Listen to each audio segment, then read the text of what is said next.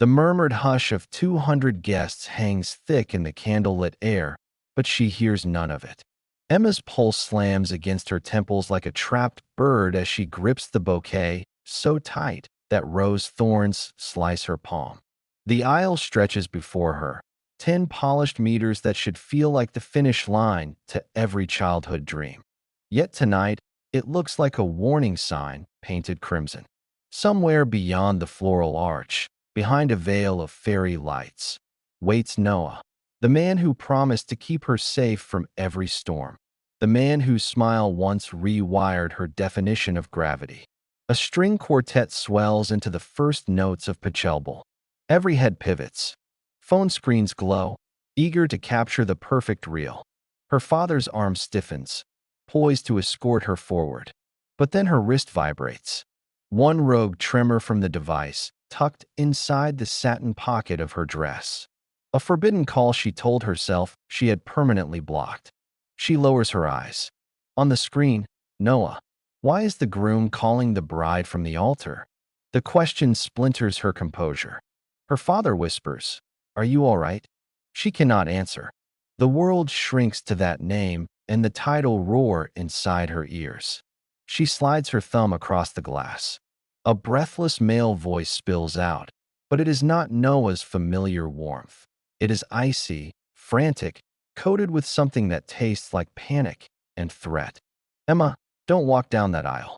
You have 60 seconds to get out. Trust me or regret it forever." She swallows a scream and pivots, the dress twisting like an anchor.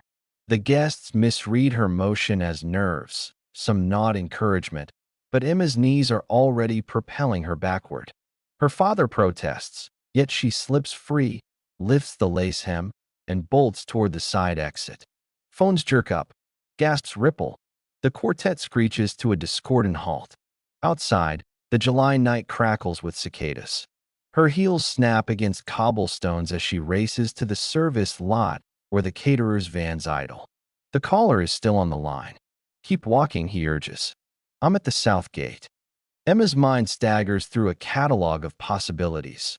Prank, kidnapping, extortion. Noah would never risk humiliating her. Unless anxiety fractures into suspicion. She remembers the sealed envelope Noah slipped to the minister that morning, the banker's hours he kept all month, the hushed fights about inheritance clauses. Could this be a test? A final game to prove devotion? She has written YouTube fairy tale proposals for her wedding planning channel. Now she is trapped in a nightmare crossover between thriller and reality TV. She reaches the shadowy gate. A black SUV idles, tinted windows like dead eyes. The back door pops. Against every protocol she slides in. The interior smells of new leather and coffee. Noah sits there, tuxedo jacket undone, tie hanging like a noose. Sweat beads at his hairline. He stuffs his phone into his vest and locks eyes with her. "No time to explain," he mutters. "They're armed." Armed. The word detonates.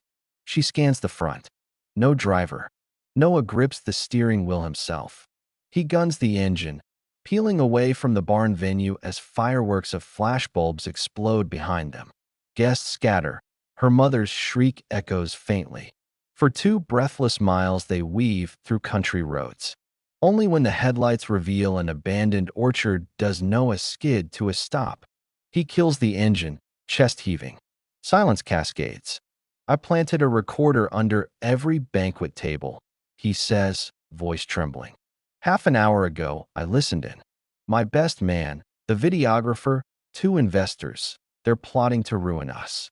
Not just me. You, your channel, your family. They think marrying you ties my holdings to your father's failing firm. They plan to announce scandalous leaks tonight, crash my stock by the dip, then blackmail us into signing off my mother's trust." Emma blinks. That sounds like Wall Street fan fiction. He slams a fist into the dash. "I wish it were. I traced the money, shell core, burner wallets. My friends are fronting for a hedge that launders for a cartel. They smuggled 2 weapons past security. They expected me to toast, then use the chaos to get me a loan for photos while the leak hits. I needed you out before the fireworks. Emma feels her world tilt. The carefully choreographed highlight reel, designer dress, drone footage, trending hashtags, all a glossy shell overwrought. Why didn't you call the police? I did. They said 20 minutes. We had 10. His voice cracks. I couldn't risk you. She studies him. The trembling fingers, the unshed tears. She thinks of every date spent soldering his startup into existence. Every night editing thumbnails of their life for the vlog they swore they'd keep private. She breathes in, steadying. We're not victims in our own love story, she says. We publish stories that inspire millions. Let's expose these snakes live. Noah's eyes widen. You want to stream this? Everything. Right now? We have signal. He checks. Full bars. Within 60 seconds, they've tethered his phone to a dashboard mount. Emma opens the couple's shared channel, a dormant space they promised to launch after the honeymoon. She stabs the red icon, go live. The feed blinks online to a surprise notification storm. Thousands of subscribers, hungry for behind-the-scenes wedding content, flood the chat. Emma's voice slices the darkness. This is Emma Mason. I just fled my own ceremony. Our lives are in danger. Here's why. She narrates in crisp bullet points, toggling between fury and calm. Viewers spike to 50K, trending charts ignite. Noah publishes the audio files he ripped from the recorders, screen sharing waveforms and subtitles. The chat erupts. Gasps, donations, calls for justice. Citizen journalist accounts mirror the stream, breaking the story in real time. Ahmad sends word. Her broadcast is being clipped by a viral news aggregator. Back at the venue, conspirators notice the broadcast warping onto every phone. Panic spirals. One investor, a silver-haired patriarch named Carlton, tucks a pistol beneath his blazer and orders his men to the parking lot. Emma's drones, pre-programmed for ring-bearing shots, still hover overhead. Through the stream, she remote accesses their cameras, pushing a split-screen view of armed men to the audience. Tens of thousands witness the threat. The comments rage. Sirens wail in the distance. Blue lights smear across the orchard's peeling barn walls. Noah exhales, shoulders loosening as county police swing into the driveway. Officers fan out, weapons drawn. Carlton's crew surrenders without a shot. The entire drama captured by Emma's drones and live stream. Evidence indisputable. But the story is not finished. In a final twist, Emma asks permission to address the wedding hall before police evacuate. Officers agree. She returns, scarlet dress muddy, eyes blazing. Guests part like the Red Sea. She strides to the dais, flicks on the still-hot microphone, and delivers a monologue that will trend under #RunawayBrideJustice for weeks. This wedding was never about flower walls or #goals. It was about two families pledging honesty. Some of you broke that vow before we said it. To my true friends, thank you. To the rest, consider this your invitation to leave. Phone cameras record as security escorts Carlton and his cronies in cuffs. The orchestra strikes up. Here comes the sun, unprompted. Emma turns to Noah. Their vows remain unsaid, yet the raw truth between them is louder than any ceremony. With permission from the officiant, they exchange simplified promises, no rings, only clasped hands. The small circle of genuine, loved ones cheers through tears. The conductor slides seamlessly into an acoustic reprise of Pachelbel. Drones hover, streaming the unscripted ceremony to an audience now topping 2 million. By sunrise, mainstream outlets blast headlines. Bride's live stream foils corporate blackmail plot. Influencers dissect every frame. Brand offers flood in. Yet Emma rejects them all, posting a single statement. Integrity is the new luxury. Weeks later, a federal task force indicts the hedge fund. Carlton flips, testifies. Emma's father's company receives restitution. Noah's startup stock triples, but he declines a cash out, funneling funds into an initiative teaching teens digital security. 1 month anniversary. Emma uploads a quiet video shot on a park bench.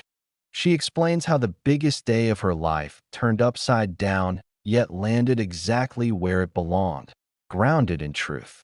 She invites viewers to share stories of moments when no became the bravest yes. The comments section blossoms into a digital confessional, a community of survivors of corporate bullying, wedding disasters, personal betrayal. Each post a petal in a new kind of bouquet. She reads every story.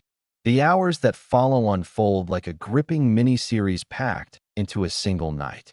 Deputies escort Emma and Noah to the county station to give formal statements. But none of the paperwork can quiet the adrenaline ricocheting in Emma's bloodstream.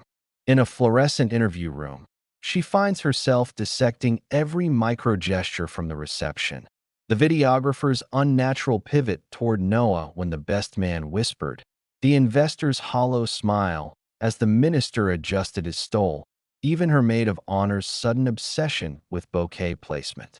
Hindsight rewinds every frame in ugly 4K. Meanwhile, the livestream archive cascades across social platforms. TikTok creators remix Emma's sprint in slow motion. Podcasts schedule emergency episodes. True crime forums draft timelines by the minute. A retired FBI profiler slides into Emma's DMs, offering pro bono insight. She thanks him but declines, still jealous of her own narrative sovereignty. At 3:17 a.m., an exhausted detective delivers coffee and slides a stack of confiscated devices across the table. Evidence chain, he murmurs.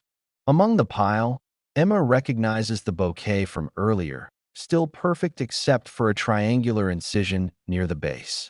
She plucks out a sliver of metal, a passive RFID tag, the kind luxury brands embed in inventory.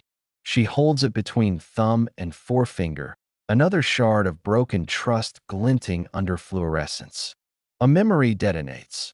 3 weeks prior, her maid of honor, Lily, had insisted on customizing the bouquet stems with satin sewn from Emma's late grandmother's wedding dress. Lily had cried as they ironed the fabric. Now Emma wonders how much of that tearful performance was real. Betrayal poisons nostalgia. Detectives allow Emma one phone call. She dials Lily's number not to confront, but to listen. Voicemail. She hangs up. The ache of lost friendship cuts deeper than the carbine threat earlier. She sets the phone face down, breathes through the sting, and reminds herself that truth scorches before it purifies. Noah's statement takes longer. His evidence trail stretches across corporate filings, offshore trusts, and blockchain wallets. He produces spreadsheets cross-referencing call times, server logs, and suspicious invoice clusters. The chief investigator, gray mustache, cynical, finally mutters, "Son, this is the cleanest roadmap to white-collar crime I've seen in 30 years." Noah flexes numb fingers from typing and meets Emma's gaze through the glass partition, a silent vow that none of this ends until every thread is cut. By dawn, the conspiracy's scope dwarfs initial fears. Cartel proceeds had been laundered through philanthropic grants tied to wedding industry venture capital. The plan: stage a scandal linking Noah's health tech company to medical billing fraud, leak doctor documents to media outlets, send share prices into freefall, seize controlling interest via shell bids. Emma's media presence, 4.3 million subscribers across platforms, would deliver the scandal primetime optics. A perfect heist hinging on optics and a bride's pristine image. Sunrise paints the station windows rose gold.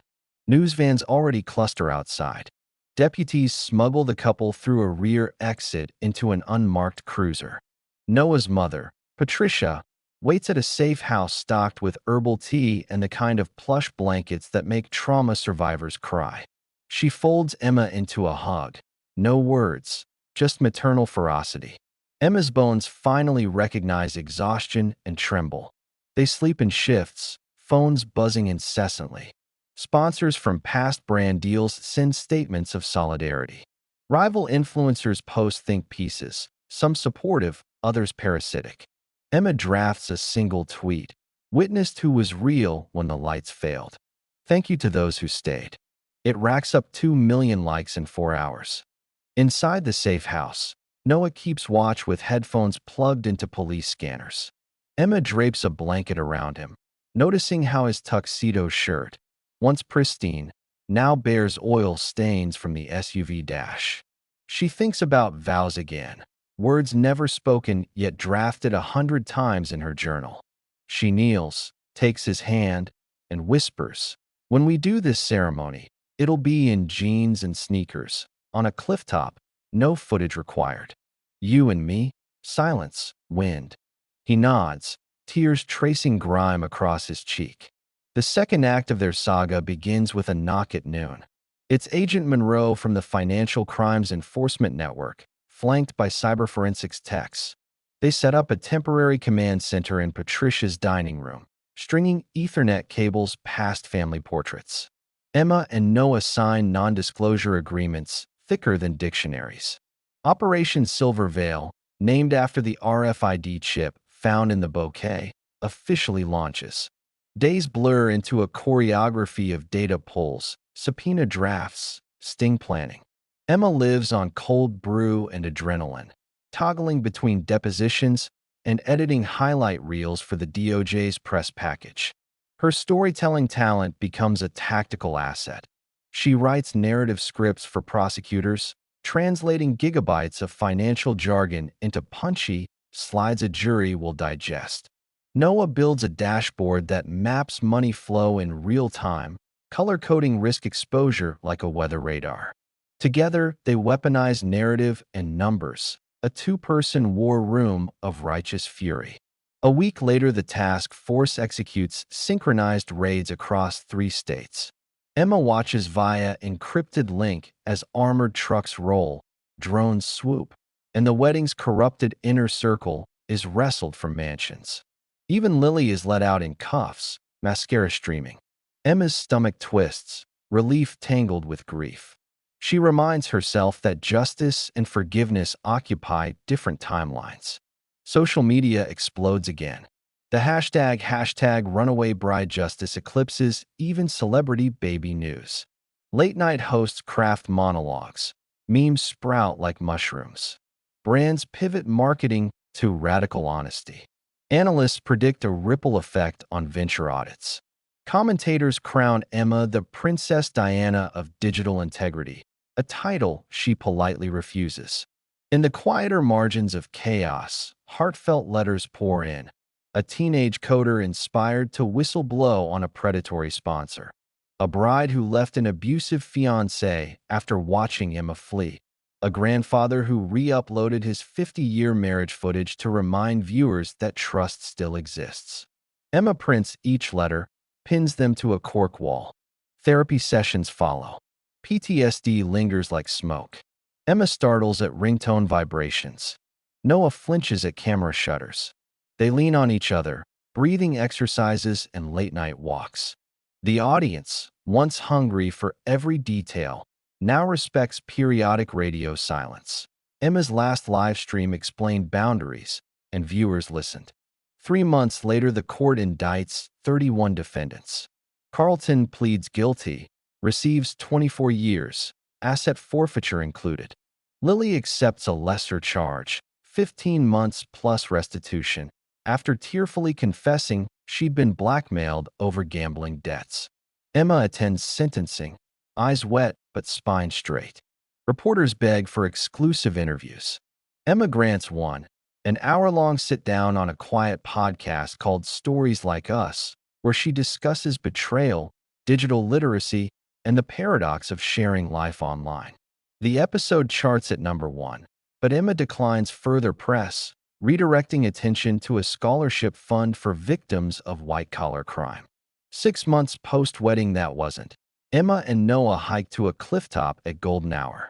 No drones, no sponsors, just a tripod for archival's sake. They exchange vows scribbled on napkins. Noah promises, "I will never let fear write our story without our consent." Emma replies, "And I will always choose truth, even when it costs the fairy tale." They slide simple silver bands onto dusty fingers. The sun dips, the camera clicks. Back home, they consider uploading the footage, decide against it, and store the SD card in a safety box. Some chapters are sacred, yet the public chapter isn't over. 1 year anniversary of the livestream approaches. Emma drafts a video called How to Run Toward the Life You Want, a masterclass in narrative agency disguised as story time. She scripts sections on cognitive bias, red flag heuristics, and digital forensics. Noah adds a segment on open source intelligence. They interlace it with emotional beats, therapy recap, a cameo from Patricia, letters from viewers.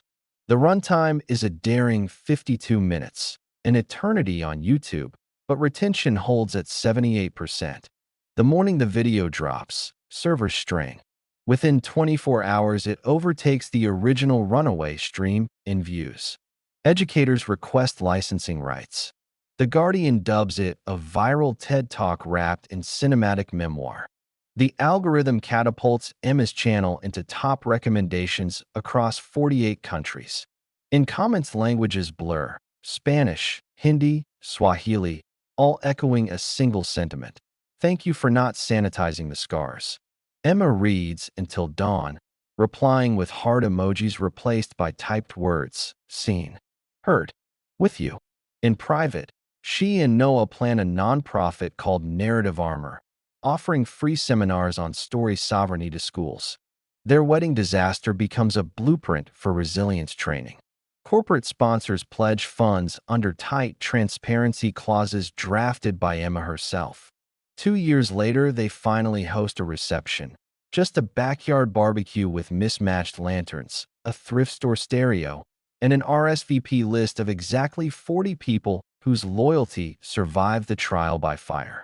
Patricia grills veggie skewers. Noah wears an apron reading World's Okayest Husband. Emma slow dances barefoot under fairy lights that remind her of the aisle that almost wasn't. There is laughter, humble and unfiltered. At midnight, they set paper lanterns afloat on a pond. Each guest writes an intention. Emma's reads, "May every runaway find a better destination." The lantern glides across black water, a soft ember winking at stars. Back online, the myth lives larger. Filmmakers pitch rights. She negotiates strict creative control, refusing sensationalism. The eventual docudrama, released on a niche streaming service, wins a Peabody for ethical storytelling. And in quiet moments, Emma scrolls to the original stream thumbnail, the image of a bride mid-stride, bouquet flying, dress billowing like a white flag or a war banner. Interpretation depends on the viewer. She smiles, knowing both meanings are true. But the ripple effect travels even further than headlines. For years pass. A 17-year-old coder named Priya from Mumbai watches Emma's masterclass during a computer lab free period. She notices similarities between the shell companies described and a suspicious vendor siphoning micropayments from her town's public school lunch program. Armed with nothing but open-source tools featured in Emma's appendix, Priya uncovers a multi-million-dollar embezzlement ring. When authorities arrest the culprits, Priya writes Emma a trembling email.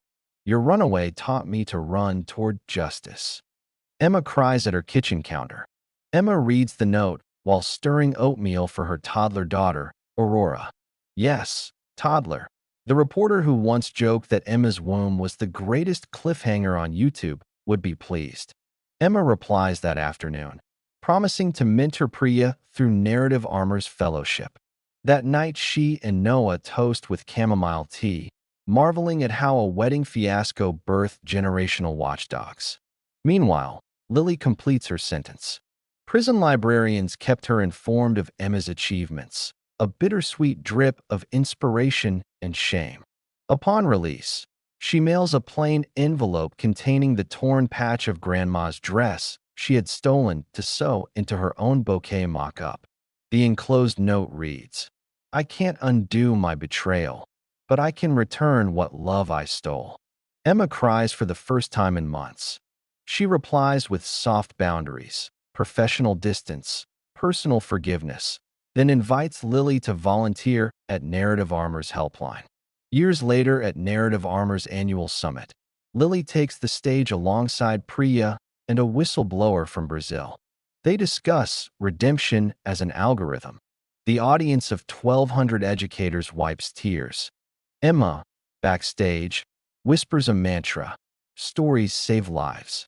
Media scholars coin a new term, runaway narrative arc, describing stories where the protagonist physically abandons a socially expected script, prompting a surge of audience empathy and systemic critique.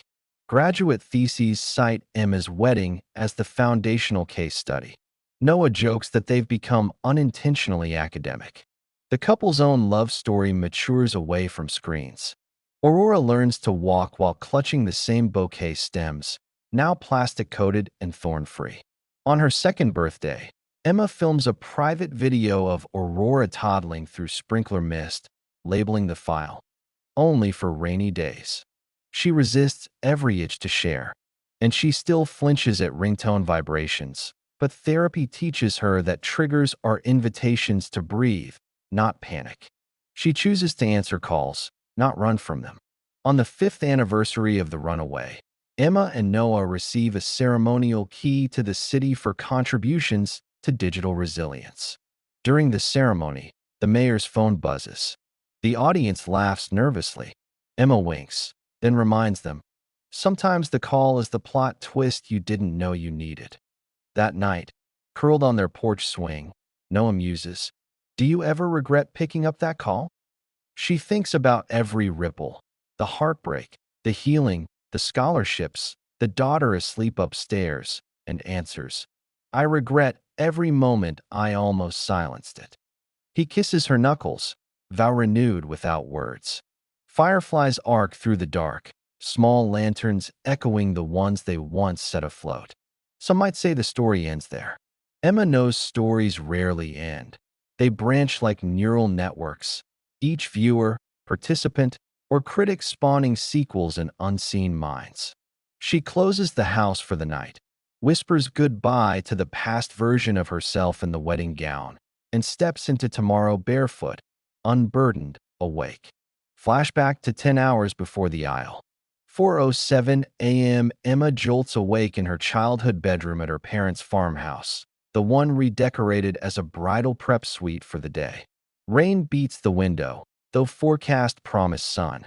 Superstition whispers that rain means blessings. She chooses to believe it.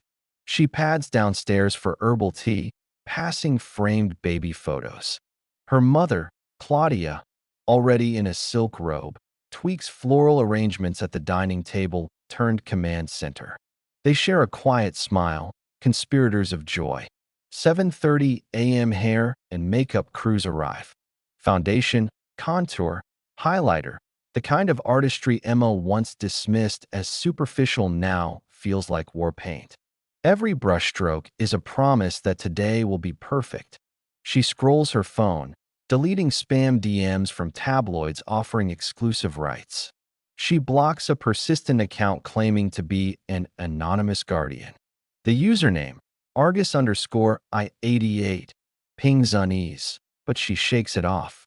9:12 a.m. Noah texts a selfie in boxers, caption, "Too early for tux." She laughs out loud, garners side-eye from a hairstylist wielding hot irons. She replies with a gif of a cat in a bow tie. Across town, Noah's prepping in a hotel suite with groomsmen. Best man Caleb, investor Carlton's nephew. Caleb passes out personalized cufflinks engraved with coordinates of the venue, a detail that will later serve as forensic breadcrumb. 11:45 a.m. rehearsal lunch in the glass-roofed conservatory adjacent to the barn. Caterers drizzle truffle oil over miniature quiches. Emma's dad, Richard, offers a toast about enduring love and spreadsheets, joking about funding the honeymoon with mileage points. Carlton laughs a fraction too late. Lily slips Emma a lavender-scented handkerchief that, unbeknownst to both, carries microscopic RFID threads. 1:55 p.m. drones arrive for final test flights. The operator, A tech vlogger doing a cameo collab assures Emma the geofencing will avoid low-flying planes. He sets home points, calibrates compass, and attaches a GoPro to capture raw love from above. He jokes about going viral if something wild happens. The bridal party groans. Emma half smiles, oblivious to foreshadowing. 3:33 p.m. The quartet tunes in the barn loft, acoustics echoing like a cathedral though the building once housed livestock. Sunlight pierces storm cloud gaps, casting stage light beams onto hay bale aisles disguised with linen covers. Claudia insists on one last sound check. She hears a feedback squeal, interprets it as anxiety's whistle. 4:44 p.m. Final dress reveal. Emma steps into layers of ivory, each fold stitched with hidden pockets for Mike Pack's planned for a post-ceremony thank you vlog. She lifts the hem to practice walking. Lily films B-roll on portrait mode. Meanwhile, across the venue in the groom's suite, Caleb hands Noah a monogrammed flask laced with tiny Bluetooth transmitter disguised as an engraving flourish. Sip courage, he winks. Noah, suspicious of alcohol pre-ceremony, pretends to drink, then pockets the flask. 5:16 p.m. Venue staff spot two men in catering uniforms entering through a side gate unscanned. They carry flight cases the size of lighting rigs. Security shrugs, miscommunication chalked to outsourced vendor lists. One case contains camera lenses, the other, firearms wrapped in microfiber cloth. 6:02 p.m. Rain ceases, air thick with petrichor. Guests stream in. Tech moguls, small-town relatives, YouTubers chasing collabs. Their worlds rarely overlap except in algorithmic feeds. Tonight they collide physically, a social experiment disguised as nuptials. Emma glimpses them through a bridal suite one-way mirror. So many expectations pressing like fingerprints on glass. 6:50 p.m. Claudia hands Emma something borrowed, Grandma's sapphire bracelet. It glimmers ocean deep. Emma kisses it, tethering memory. She steps into her shoes, a limited edition designer pair gifted by a luxury brand for cross-promotion. She remembers to record a quick unboxing snippet for the sponsor, forging a grin. 6:59 p.m. The officiant calls 5-minute warning. Heartbeats accelerate. Emma's playlist pumps low-volume empowerment pop. She takes a centering breath, unaware that across the property, Carlton's crew finalize code phrase confirmations into earpieces. 7:03 p.m. Lily receives a cryptic text, "Ready when you are," from an unknown number. She deletes it, palms sweaty. She checks her reflection, mascara impeccable, then pockets her phone. 7:05 p.m. Noah in the aisle, nerves gnawing, phone buzzes with an alert from his server farm. Multiple unauthorized access attempts. He excuses himself to the groom's suite, opens laptop, rapid keystrokes, traces IP addresses tunneling through a VPN associated with Carlton's holding company. Alarm bells clang. 7:07 p.m. Emma steps into the foyer behind the barn doors, father at her side. Quartet begins prelude. She vibrates between bliss and apprehension. Bouquet handed over. Thorns, RFID, secrets. 7:08 p.m. Noah identifies a malicious script uploading falsified invoices to his startup's public ledger. He calls the server room, staff already subdued by two men with catering badges. Noah's pulse spikes. He dials Emma, voicemail. He tries again as he sprints back toward the aisle. 7:09 p.m. Emma's phone vibrates first buzz. From here, the earlier narrative takes over as we saw. The call, the sprint, the escape. Context, however, changes everything. What looks like spontaneous flight on viral clips is, in truth, the culmination of 9 hours of micro-betrayals and ignored hunches strung tight until the thread snapped. Audiences, once fed the highlight, will later devour this deeper timeline like annotated lore, fueling op-eds on situational awareness and the cost of curated perfection. Years tumble forward, but one truth endures. Emma didn't just flee a wedding. She sprinted into authorship of her own reality, and millions followed, learning that a single unanswered alarm can rewrite destiny. Her story reminds every viewer that the screen is not a mirror but a window, and sometimes you have to climb through it, get your dress dirty, and keep running until you're writing the scene instead of performing in someone else's. Because the moment you choose truth over optics, the hall may turn upside down, but the world finally rights itself around you. So if ever your phone rings at the edge of a life-changing aisle, dare to listen. It could be chaos calling or courage in disguise. Either way, it's your cue. Step off the script, trust your pulse, and watch the world rearrange itself around the honesty you refuse to surrender. Then breathe, straighten your spine, and walk forward, backward, sideways, any direction that keeps your story yours. Tonight, let the true vows echo long after the music fades.